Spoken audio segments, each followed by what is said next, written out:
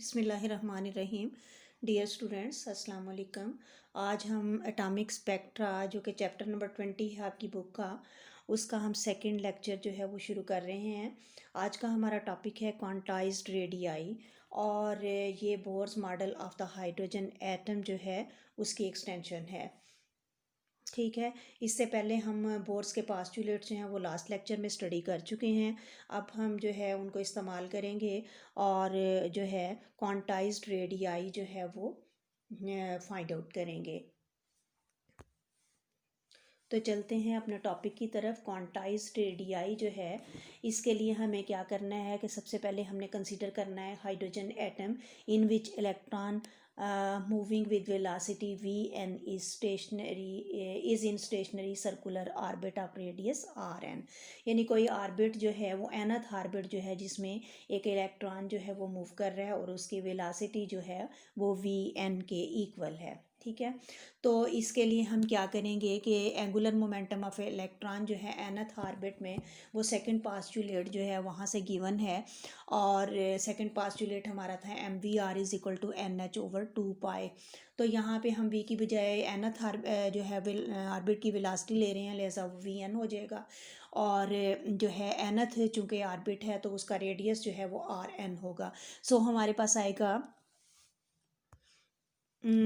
पास आएगा ये देखें कि एम जो है एंगुलर मोमेंटम जो है इलेक्ट्रॉन का nth ऑर्बिट में, that will be mvn/n, it will be equal to NH over 2 pi. ठीक है, यहाँ से हम इसको कर सकते हैं mvn equal to NH over 2 pi. ठीक है, और फिर उसके बाद क्या करेंगे, m के साथ दोनों साइड से मल्टीप्लाई कर दें तो ये आ जाएगा m² vn² equal to n² h² over 4 pi RN का स्क्वायर। ठीक है, ये हमने एक इक्वेशन जो है वो बना ली है। इसी इक्वेशन से जो है हम इसे एक स्टेप अगर आप ऊपर चलें, mvn is equal to NH over 2 पाई/RN, तो यहाँ से आप vn की वैल्यू भी फाइंड कर सकते हैं। vn की वैल्यू हो जाएगी NH ओवर 2 पाई/m/RN। ठीक है, तो मैंने क्या किया कि मैंने जो है वो vn की वैल्यू निकालने की बजाय सिंपली इसको जो है m से ही मल्टीप्लाई कर दिया। तो ये हमारे पास इक्वेशन आ गई m² vn² equal to n² i² over 4 पाई² RN² हो गया।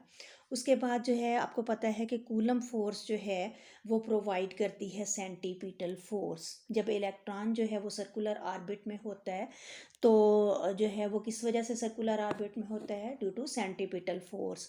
और सेंटीपिटल फोर्स जो है आपको पता है उसको FC से रिप्रेजेंट करते हैं।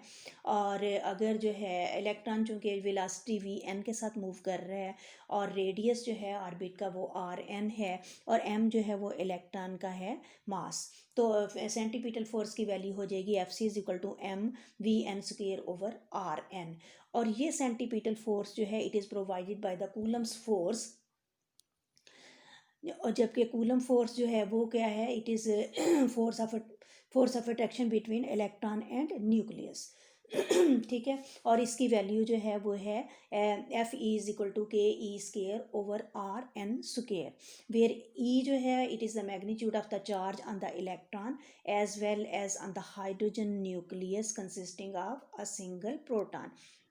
यानी जितना प्रोटॉन पे चार्ज होता है ना उतना ही इलेक्ट्रॉन पे भी चार्ज होता है। तो अब ये देखें कि जब यहाँ पे बताया है कि कूलम फोर्स जो है वो प्रोवाइड करती है सेंटीपिटल फोर्स, इसका मतलब ये है कि FC जो है that will be equal to Fe। ठीक हो गया, अब FC की वैल्यू लगा दें। FC की वैल्यू क्या है, mvn² ओवर RN, और इसी तरह Fe की वैल्यू है ke² ओवर RN²। तो ये मैंने वैल्यूज़ जो हैं अंदर लगा दी, तो मेरे पास आ गया दोनों साइड से क्या है, एक RN जो है वो कैंसिल आउट हो जाएगा और हमारे पास आ जाएगा mvn² is equal to ke² over RN। ठीक हो गया, यहाँ से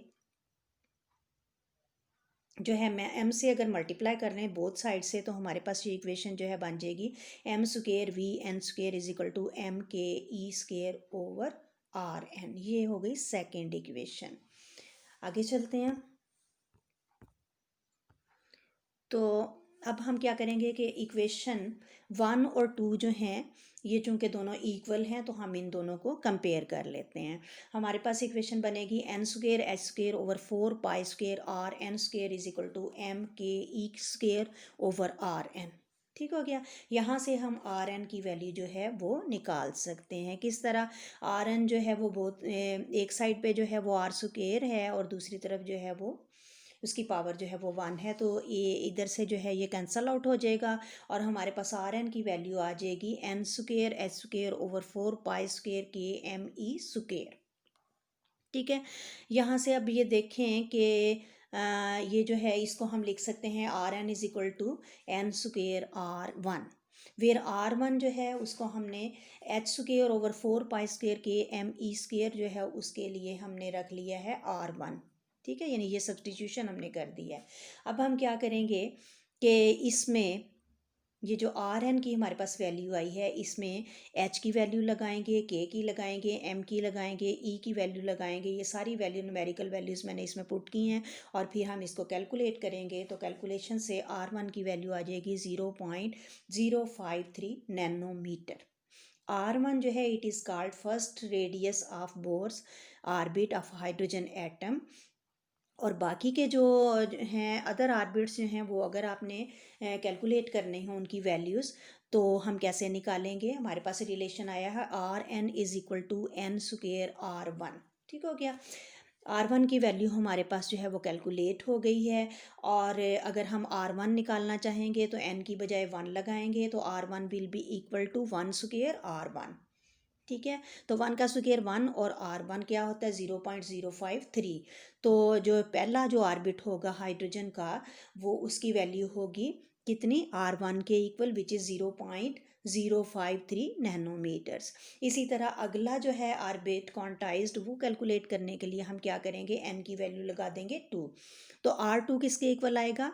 2 का स्क्वेयर इंटू आर वन। 2 का स्क्वेयर कितना होता है? 4, तो ये आ जाएगा 4r1 के इक्वल। इसी तरह जो थर्ड ऑर्बिट जो है उसकी वैल्यू आएगी 9r1 और इसी तरह फोर्थ की आएगी 16r1 एंड सो ऑन।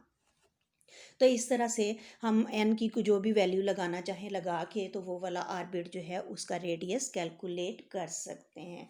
तो सिर्फ कौन से क्वांटाइज जो हैं वो ऑर्बिट जो हैं वो पॉसिबल हैं, रेडियाई जो हैं जिनके रेडियाई जो हैं वो R1 4r1 9r1 16r1 जो हैं होंगे, या हम कह सकते हैं कि जिसकी वैल्यू जो है nth ऑर्बिट की इक्वल हो n स्क्वायर r1 के, वो सिर्फ जो हैं पॉसिबल हैं ऑर्बिट्स। ठीक हो गया। तो ये हमने क्वांटाइज्ड रेडियाई जो है उनकी वैल्यू कैलकुलेट कर ली है। अब आगे देखते हैं कि आगे क्या है। तो हाँ जी, आगे अब हमने क्या निकालना है कि एंगुलर मोमेंटम जो था ना इलेक्ट्रॉन का nth ऑर्बिट का, वो अभी मैंने आपको थोड़ी देर पहले बताया था कि mv/n/r/n is equal to NH over 2 pi के इक्वल होता है और यहाँ से हम vn की वैल्यू कैलकुलेट कर सकते हैं which is NH over 2 pi m/r/n। अब ये vn क्या है? It is the velocity of an electron in nth orbit. ठीक है, अगर हमें nth ऑर्बिट में इलेक्ट्रॉन की वेलोसिटी जो है वो कैलकुलेट करनी हो तो हम ये वाला रिलेशन यूज़ करेंगे। अब इसमें आर एन जो है, बाकी तो सारे कांस्टेंट हैं लेकिन आर एन जो है उसका क्या करेंगे? आर एन की वैल्यू जो है वो अभी हमने कैलकुलेट की है, क्वांटाइज्ड रेडियाई की वैल्यू जो है वो हमने कैलकुलेट कर ली है।